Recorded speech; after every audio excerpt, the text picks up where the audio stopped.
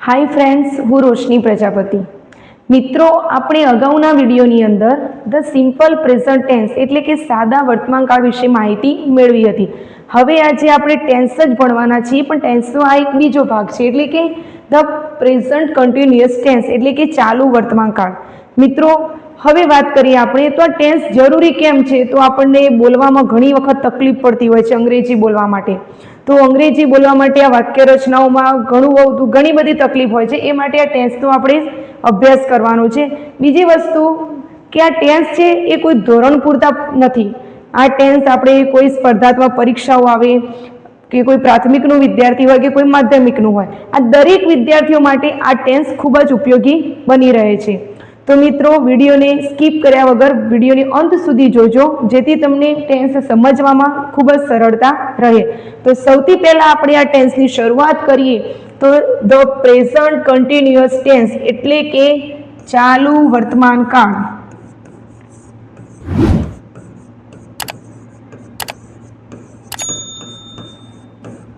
तो चालू वर्तमान काळनी वात करीए आपणे तो सौथी पहेला आपणे एनी व्याख्या समजी लईए। तो एनी व्याख्या शुं कहे छे?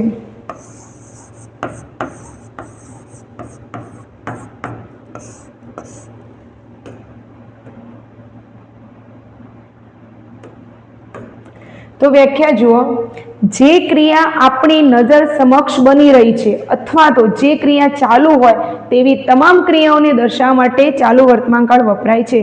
तो आ एने एकवार नोट करी लो। तो जे क्रिया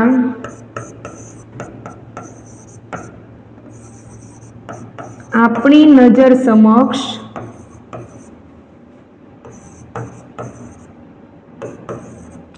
बनी रही होय अथवा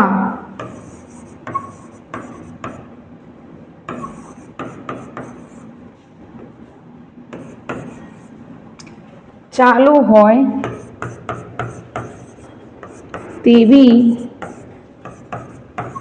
तमाम क्रियाओने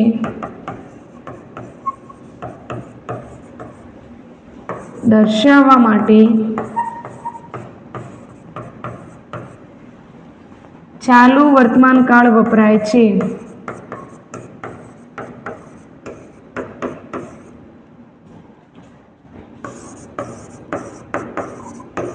हवे जो विद्यार्थीओ, बीजू के जेम के अत्यारे हूँ भणावी रही छूं ए पण एक चालू वर्तमान काळनी क्रिया छे।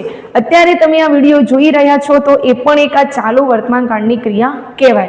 तो मित्रों, चालू वर्तमान काळने ओळखवा माटे जेम आपणे द सिम्पल प्रेझન્ટ टेन्स एटले के सादा वर्तमान काळमां आपणे एने ओळखवा माटे शब्दो जोया हता के डेली, समटाइम, युजुअली, रेग्युलरली, एवी रीते आनी अंदर पण वाक्यने ओळखवा माटे કેટલાક शब्दो छे। तो जे वाक्यनी पाछळ वपराय छे एवा शब्दोनी वात करीए।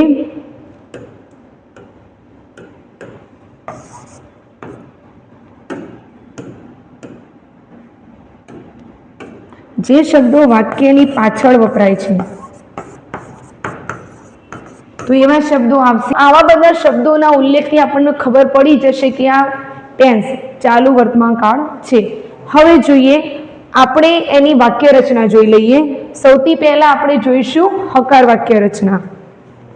हवे विद्यार्थीओ जोईए आपणे चालू वर्तमान काळनी हकार वाक्य रचना। तो सौथी पहेला आवशे कर्ता plus am is are plus क्रियापदने अंते आईएनजी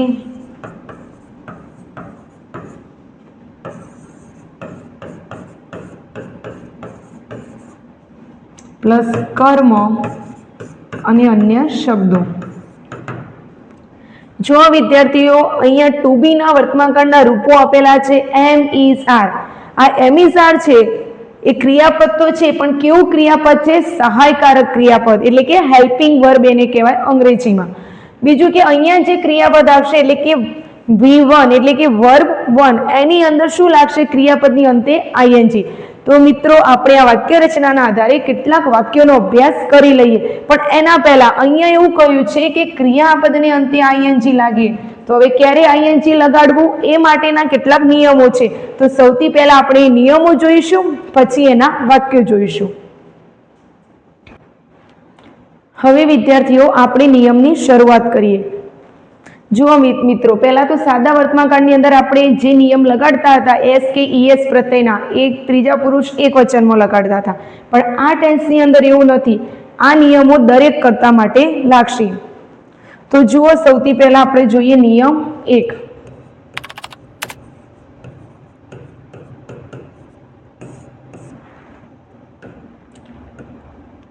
તો નિયમ 1 એવું કહે છે, ક્રિયાપદને અંતે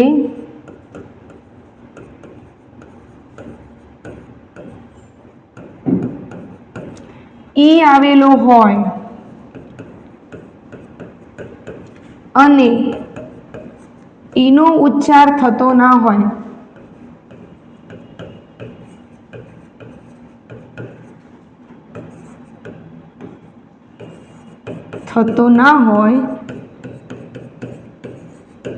તો ઈ નીકાળીને આઈએનજી લગાડવું। આ છે આપણો ચાલુ વર્તમાનકાળનો આઈએનજી લગાડવા માટેનો નિયમ 1। તો અહીંયા નિયમ એવું કહે છે કે ક્રિયાપદને અંતે ઈ આવેલો હોય પણ ઈનો ઉચ્ચાર થતો ના હોય તો ઈને નીકાળીને આઈએનજી લગાડવું। તો એ માટેના આપણે કેટલાક ક્રિયાપદો જોઈ લઈએ। તો એક્ઝામ્પલ જોઈએ સૌથી પહેલા। એક્ઝામ્પલમાં જુઓ તો પહેલું છે ટેક। ટેક એટલે લેવું। તો ટેકના સ્પેલિંગની અંદર ઈ આપેલો છે પણ ઈનો ઉચ્ચાર થતો નથી, તો ઈને નીકાળીને આઈએનજી આપણે લગાવી દઈએ તો ટેકિંગ। એવી રીતે લઈએ મેક। મેક એટલે બનાવવું, તો અહીંયા ઈનો ઉચ્ચાર થતો નથી એટલે મેકનું મેકિંગ કરી લઈએ। આ ઈ આપેલા છે પણ એના ઉચ્ચાર નહીં થતા એટલે આપણે નીકાળી દેવાના, આપણો નિયમ એવું કહે છે। પછી કમ। કમ એટલે આવવું, અહીંયા આવવાની ક્રિયા થાય છે, તો કમના સ્પેલિંગમાં ઈ આવેલો છે પણ ઈનો ઉચ્ચાર થતો નથી તો ઈ નીકાળીને આઈએનજી લગાડી દો। તો આવી રીતે આવા ક્રિયાપદની અંદર ઈ આવેલો હોય અને ઉચ્ચાર ના થતો હોય તો નીકાળીને આઈએનજી લગાડવાનું। હવે આપણે જોઈએ નિયમ 2।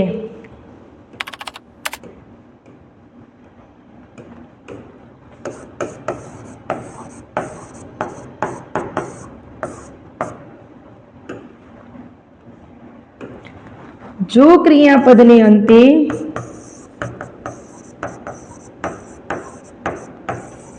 ઈ આવેલો હોય અને ઈનો ઉચ્ચાર થતો હોય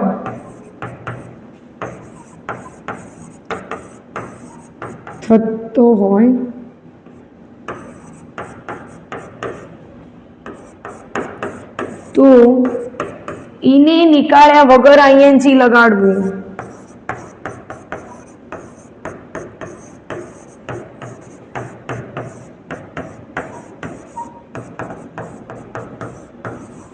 તો એ માટેના આપણે કેટલાક એક્ઝામ્પલ જોઈ લઈએ।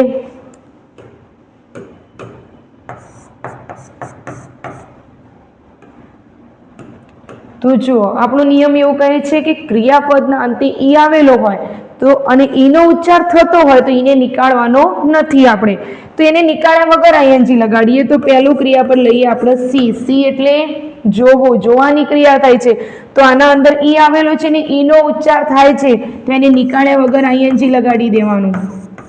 બીજું આપણે એક્ઝામ્પલ લઈએ બી। બી એટલે કે હોવું, તો બી એમાં જો ઈ આવેલો છે તો ઈનો ઉચ્ચાર થાય છે તો ઈને નીકાળ્યા વગર આઈએનજી લગાડીએ તો બીઈંગ। તો જો મિત્રો, આ બે નિયમો। હવે આપણે જોઈએ નિયમ 3। હવે વિદ્યાર્થીઓ આપણે નિયમ નંબર 3 જોઈએ।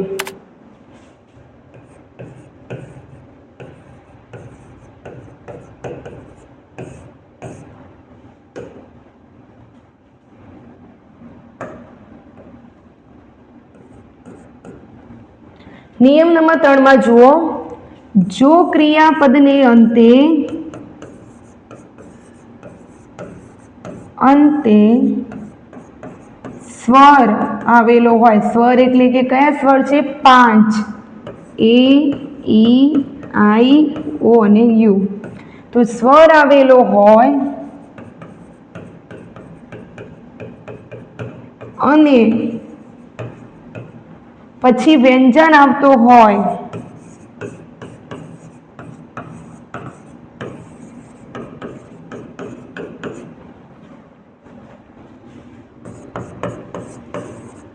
એટલે કે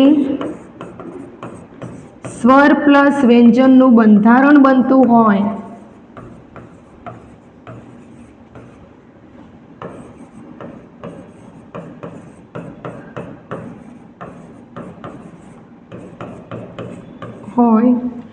તો વ્યંજનને બેવડાવીને આઈએનજી લગાડવું.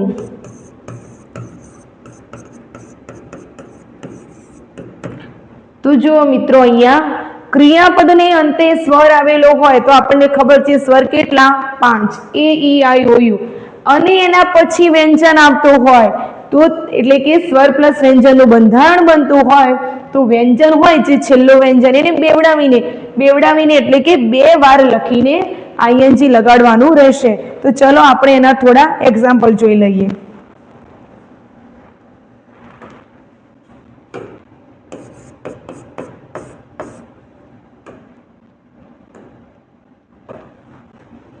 તો સૌથી પહેલા લઈએ સ્વિમ. સ્વિમ એટલે શું થાય? તરવું. તો અહીંયા જુઓ, એમ શું કહેવાય? વ્યંજન. અને વ્યંજનની પહેલા શું છે? સ્વર. એટલે કે સ્વર પ્લસ વ્યંજનનું બંધારણ થાય છે અહીંયા મિત્રો. તો હા, આ સ્વર છે ને એમ વ્યંજન છે.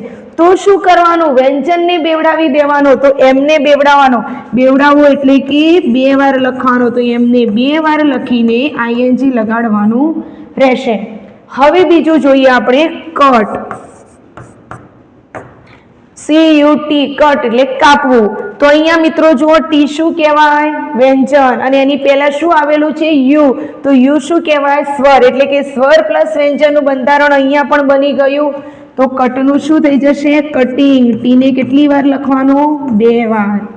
હવે ત્રીજું જોઈએ એક્ઝામ્પલ, સીટ. સીટ એટલે બેસવું. અહીંયા પણ જુઓ, આઈ શું છે? સ્વર. અને ટી શું છે? વ્યંજન. તો સીટનું શું થઈ જશે? સિટિંગ. ટી 2 વાર લખી દો. તો જો હવે વિદ્યાર્થીઓ આપણે જોઈએ નિયમ 4.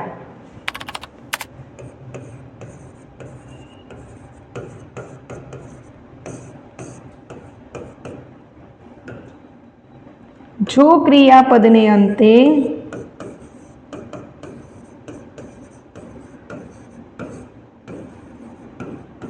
બે સ્વર આપેલા હોય, સ્વર પછી વ્યંજન આવતો હોય એટલે કે 2 સ્વર પ્લસ વ્યંજન આવેલો હોય તો ફક્ત આઈએનજી લગાડવું.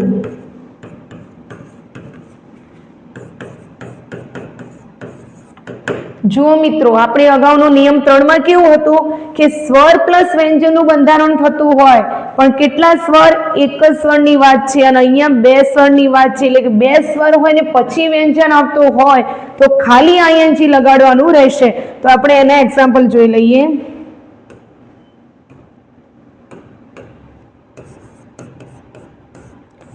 એક્ઝામ્પલમાં જુઓ તો એક લઈએ આપણે રીડ.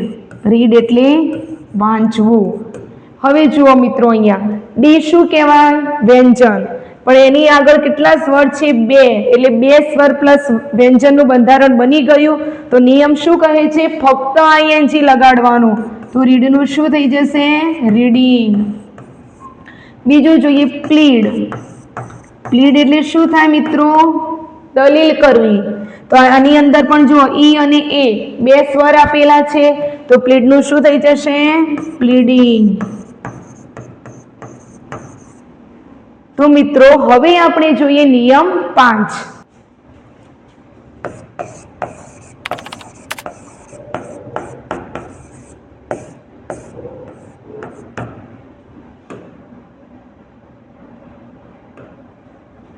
જો ક્રિયાપદને અંતે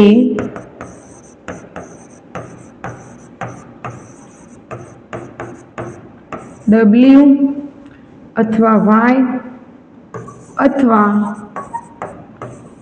વ્યંજન પ્લસ વાય આપેલો હોય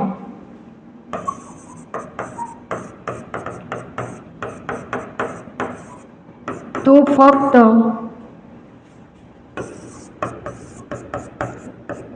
આઈએનજી લાગે.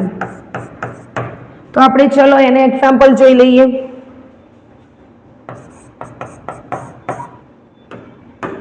એક્ઝામ્પલમાં જુઓ. હવે શું કીધું, જો ક્રિયાપદની અંદર ડબલ્યુ અથવા વાય આવેલો હોય તો આપણે ડબલ્યુ વાળું એક ક્રિયાપદ લઈએ. તો ક્રિયાપદ લઈએ ડ્રો. ડ્રો એટલે શું થાય મિત્રો? દોરવું. તો ડબલ્યુ આવ્યું. તો શું કહે છે નિયમ? ડબલ્યુ હોય, વાય હોય કે વ્યંજન પ્લસ વાય હોય તો ખાલી આઈએનજી લગાડવાનું. તો ડ્રોનું ડ્રોઈંગ. એવી રીતે વાય વાળું લઈએ આપણે તો પ્લે. પ્લેનું પ્લેઇંગ. હવે આપણે બીજું એક્ઝામ્પલ લઈએ વ્યંજન પ્લસ વાય વાળું તો ફ્લાય. ફ્લાયનું શું થઈ જશે મિત્રો? ફ્લાઇંગ. પછી લઈએ ટ્રાય તો ટ્રાઇંગ. તો વિદ્યાર્થીઓ અહીંયા આપણે ક્રિયાપદની આઈએનજી લગાડવાના નિયમો પૂરા થાય છે. હવે આપણે હકાર વાક્ય રચનાના આધારે થોડા વાક્યોનો અભ્યાસ કરી લઈએ, જેનાથી તમને નિયમોનો ક્યાં ઉપયોગ કરવો અને વાક્ય રચનાનો કેવી રીતે ઉપયોગ કરવો એની ખબર પડશે. હવે મિત્રો આપણે આ હકાર વાક્ય રચનાના આધારે કેટલા વાક્યોનો અભ્યાસ કરી લઈએ. તો જુઓ, સૌથી પહેલા હકાર વાક્ય રચનામાં કેવું હતું? પહેલો કર્તા પ્લસ એમિઝાર પ્લસ ક્રિયાપદની અંતે આઈએનજી પ્લસ કર્મ અને અન્ય શબ્દો. તો જુઓ મિત્રો, અહીંયા પહેલું વાક્ય છે આઈ ખાલી જગ્યા અ બુક રાઇટ નાઉ અને કૌંસમાં આપેલું છે ક્રિયાપદ રીડ. તો જુઓ મિત્રો, તો વાક્ય રચના પ્રમાણે આપણે ચાલીએ તો સૌથી પહેલા કર્તા. તો કર્તા કયું છે? આઈ. પછી એને કહ્યું છે કે એમિઝાર આવશે. એમિઝાર મૂકવા માટે આપણે શું જોવું પડશે? કર્તા. તો મિત્રો અગાઉના વિડીયોની અંદર આપણે એવું ભણી ચૂક્યા હતા કે કયા કર્તા જોડે કયું સહાયકારક ક્રિયાપદ લાગે. તો એ યાદ કરીને આપણે લખીએ તો આઈ જોડે શું લાગશે? એમ. હવે ક્રિયાપદને અંતે આઈએનજી. તો આઈએનજીના તો નિયમો હતા. તો એ નિયમો લગાડવા માટે જો અહીંયા આપેલું છે રીડ, એટલે કયું બંધારણ બને છે? અહીંયા બે સ્વર પ્લસ વ્યંજનનું. તો શું હતું નિયમ? બે સ્વર પ્લસ વ્યંજનનું બંધારણ બનતું હોય તો ખાલી આઈએનજી લગાડવાનું. તો રીડીને ફક્ત શું લાગશે? આઈએનજી. જો મિત્રો હવે બીજી ખાલી જગ્યા, એની અંદર આપેલું છે વી ખાલી જગ્યા ટુ સુરત નાવ. બીજી વસ્તુ વિદ્યાર્થી તમે નોટિસ કરો કે જેમ સાદા વર્તમાન કાળની અંદર હતું ઓળખ સૂચક શબ્દ વાક્ય ને, એવી રીતે અહીંયા પણ છે right now, now, at this time. તો આ શબ્દોના આધારે તમને એ પણ ખબર પડી શકે કે આ કયો કાળ હશે? ચાલુ વર્તમાન કાળ. હવે જુઓ, તો વી એટલે કે અમે અને કમ એટલે આવવું. તો પહેલા જો વી ના આધારે આપણે જે આપેલું હોય એમિઝાર એ મૂકવાનું રહેશે. તો વી જોડે કયું ક્રિયાપદ આવે? આર. કૌંસમાં છે કમ, તો આઈએનજી લગાડવાનું છે ક્રિયાપદને અંતે. તો કમ, કમમાં જો ક્રિયાપદને અંતે ઈ આવેલો છે. તો ઈ વાળા આપણા બે નિયમો હતા મિત્રો. તો નિયમો યાદ કરી લઈએ આપણે. તો જો ક્રિયાપદને અંતે ઈ આવેલો હોય ને ઈનો ઉચ્ચાર થતો ના હોય તો ઈને નીકાળીને આઈએનજી લગાડવાનો. તો આ શું છે? ઈ. પણ ઈનો ઉચ્ચાર થતો નથી તો અહીંયા એ નિયમ આવ્યો, તો ઈને નીકાળીને આઈએનજી લગાડીએ તો કમિંગ. મિત્રો આવે છે ને મજા તમને? આવી રીતે તમારે નિયમો યાદ કરવાના, પછી ઉપર આ વાક્ય રચના તમારે જોવાની. જો આટલું ક્લિયર હશે તમારા મનમાં તો આ તમને વાક્યો જે છે એ આસાનીથી આવડી જશે. હવે જો ત્રીજું સેન્ટેન્સ, ધે ખાલી જગ્યા in lake at this time. આપણને એનો ઓળખ સૂચક શબ્દ આવી ગયો, આપણને ખબર પડી ગઈ કે ચાલુ વર્તમાન કાળ છે. તો ધે એટલે તેઓ. તો ધે જોડે શું વપરાશે ભાઈ? એમિઝારમાંથી તો આર વપરાશે. તો ધે આર. હવે આપણો વાક્ય રચના શું કહે છે? ક્રિયાપદને અંતે આઈએનજી. તો અહીંયા આપેલું છે સ્વિમ. તો આપણે નિયમ યાદ કરવો પડશે. સ્વિમ પાછળ શું છે? એમ, એટલે કે વ્યંજન. તો વ્યંજનની પહેલા શું છે? સ્વર. તો આપણો નિયમ હતો કે સ્વર પ્લસ વ્યંજન હોય તો તમારે શું કરવાનું રહેશે? વ્યંજનને બેવડાવવાનું, એટલે કે બે વાર લખવાનો. બે વાર લખીને પછી આઈએનજી લગાડવાનું. તો જોઈએ સ્વિમ, તો એમને બે વાર લખી દઈએ ને આઈએનજી લગાડ તો સ્વિમિંગ થઈ ગયું ને. હવે જુઓ ચોથું સેન્ટેન્સ, લલિત ખાલી જગ્યા ફોર યુ અને કૌંસમાં છે વેટ. તો લલિત તારા માટે વેટ કરી રહ્યો છે, એટલે રાહ જોઈ રહ્યો છે. તો પહેલા તો લલિત એટલે ત્રીજો પુરુષ એકવચન, ત્રીજા પુરુષ એકવચન જોડે કયું ક્રિયાપદ આવે ભાઈ? આ હેલ્પિંગ વર્બ છે, યાદ રાખજો તમે. તો ઇઝ આવશે, તો લલિત ઇઝ. પછી જો વેટ, અહીંયા કોઈ નિયમ લાગુ પડે છે? તો હા, અહીંયા પણ જુઓ બે સ્વર આપેલા છે એ અને આઈ, અને પછી ટી છે, એટલે કે બે સ્વર પ્લસ વ્યંજનનું બંધારણ અહીંયા પણ બની જાય છે. તો ફક્ત શું લગાડવાનું રહેશે? આઈએનજી. તો ઇઝ વેઇટિંગ. જુઓ મિત્રો, આવી રીતે હકાર વાક્ય રચનાના આધારે આપણે એના વાક્યો જોઈ લીધા. હવે આપણે વાત કરીએ ચાલુ વર્તમાનકાળની નકાર વાક્ય રચના. હવે મિત્રો આપણે જોઈએ ચાલુ વર્તમાનકાળની નકાર વાક્ય રચના.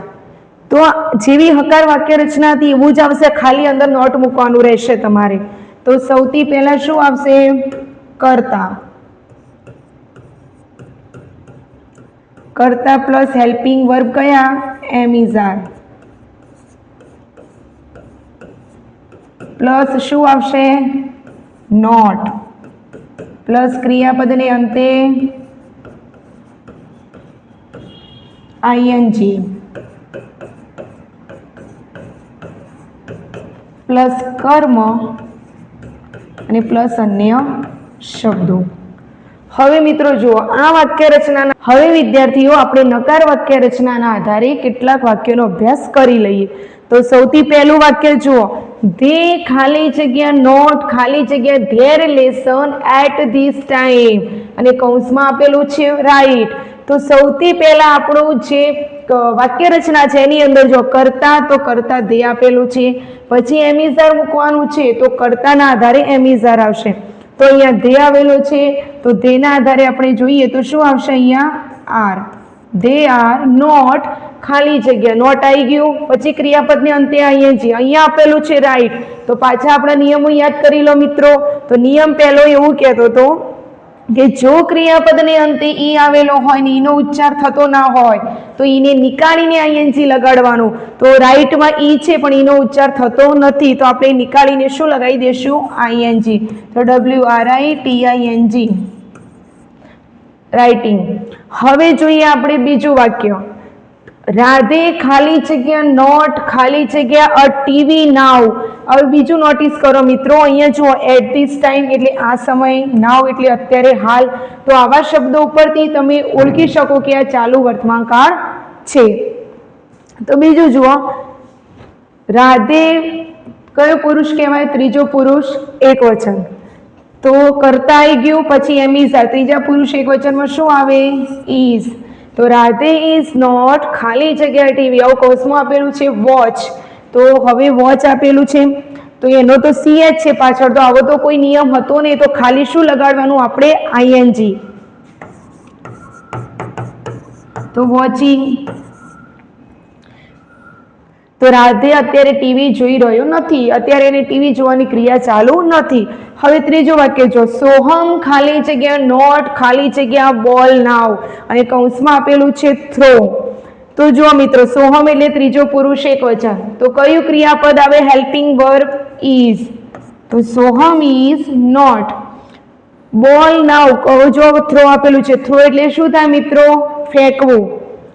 તો આઈએનજી લગાડવાનું રહેશે આપણે. તો આપણો નિયમ હતો કે ક્રિયાપદની અંદર W હોય અથવા તો Y હોય, કે વ્યંજન પ્લસ Y હોય તો ખાલી શું મૂકવાનું? આઈએનજી. તો થ્રોનું શું થઈ જશે? થ્રોઈંગ.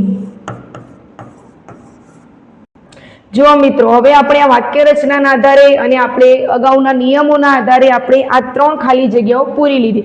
હવે મિત્રો ચોથી જે ખાલી જગ્યા છે એનો જવાબ તમે કમેન્ટમાં લખજો. હવે વિદ્યાર્થીઓ આપણે ચાલુ વર્તમાનકાળની પ્રશ્નાર્થ વાક્ય રચના જોઈએ. તો પ્રશ્નાર્થ વાક્ય રચનાની અંદર જે આપણા હેલ્પિંગ વર્બ હતા એમ ઇઝ આર એ આગળ આવી જશે.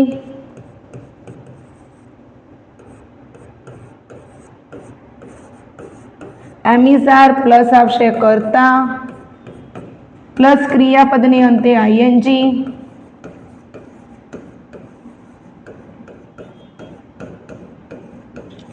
પ્લસ કર્મ અને પ્લસ અન્ય શબ્દો. તો જો મિત્રો હકાર અને નકાર જોઈ, નકારમાં નોટ આવતું હતું અને આની અંદર ખાલી જે આપણે હેલ્પિંગ વર્બ છે એને આગળ લાવી દેવાના છે, પછી કર્મ અને આઈએનજી લગાડવાના નિયમો યાદ કરીને આપણે ખાલી જગ્યા પૂરીશું.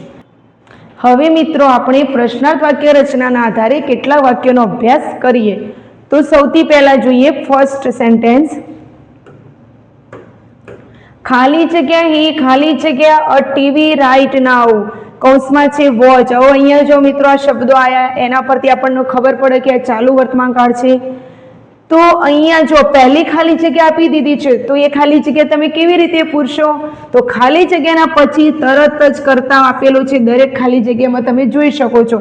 તો આ કર્તાના આધારે તમારે આગળની ખાલી જગ્યા પૂરવાની રહેશે. તો હી આપેલો છે, હી એટલે ત્રીજો પુરુષ એકવચન. તો ત્રીજો પુરુષ એકવચન હોય મિત્રો તો શું લાગે? એમિઝારમાંથી ઈઝ લાગશે. ઇઝ હી ખાલી જગ્યા. હવે કૌંસમાં આપેલું છે વોચ, તો આપણે ક્રિયાપદને અંતે આઈએનજી ના નિયમો આયા, તો વોચ નું શું થઈ જશે? વોચિંગ. તો શું તે અત્યારે ટીવી જોઈ રહ્યો છે? એવો પ્રશ્ન પૂછ્યો છે. હવે બીજું જુઓ, ખાલી જગ્યા યુ ખાલી જગ્યા ઇન ધ કિચન નાઉ, કૌંસમાં છે કુક. કુક એટલે રસોઈ બનાવવી. હવે અહીંયા જુઓ તો કર્તાના આધારે આપણે આગળની ખાલી જગ્યા પૂરવાની છે. તો યુ આપેલો છે, તો યુ જોડે કયું હેલ્પિંગ વર્બ આવે? આર. આર યુ ખાલી જગ્યા. કુકનું શું થઈ જશે મિત્રો? કુકિંગ. આઈએનજી લાગી ગયું. શું તે અત્યારે રસોડામાં રસોઈ બનાવી રહી છે? ખાલી જગ્યા mister Parmar and Mister Patel ખાલી જગ્યા ટુ અ રેડિયો, ને કૌંસમાં આપ્યું છે લિસન. લિસન એટલે શું થાય મિત્રો? સાંભળવું. તો અહીંયા જો અહીંયા કરતા કોણ છે? મિસ્ટર પરમાર અને મિસ્ટર પટેલ. એક નામ નથી, બે બહુવચન નામ છે. તો બે બહુવચન નામ હોય તો શું વપરાય મિત્રો? આર. તો are Mister Parmar and Mister Patel. Listen નું શું થઈ જશે મિત્રો? લિસનિંગ. શું મિસ્ટર પરમાર અને મિસ્ટર પટેલ રેડિયો સાંભળી રહ્યા છે? હવે મિત્રો જુઓ, અહીંયા આપણે પ્રશ્નાર્થ વાક્ય રચના અને આઈએનજી ના નિયમો યાદ કરીને આ ત્રણ ખાલી જગ્યાનો અભ્યાસ કર્યો. હવે આ ચોથી ખાલી જગ્યાનો તમે અત્યારે જ જવાબ કોમેન્ટમાં લખી દેજો મિત્રો. અને જો મિત્રો આ વિડીયો તમને ગમ્યો હોય તો લાઈક કરજો અને તમારા મિત્રો સુધી શેર કરજો. અને જો ચેનલ પર તમે નવા હોય તો ચેનલને સબસ્ક્રાઇબ કરજો.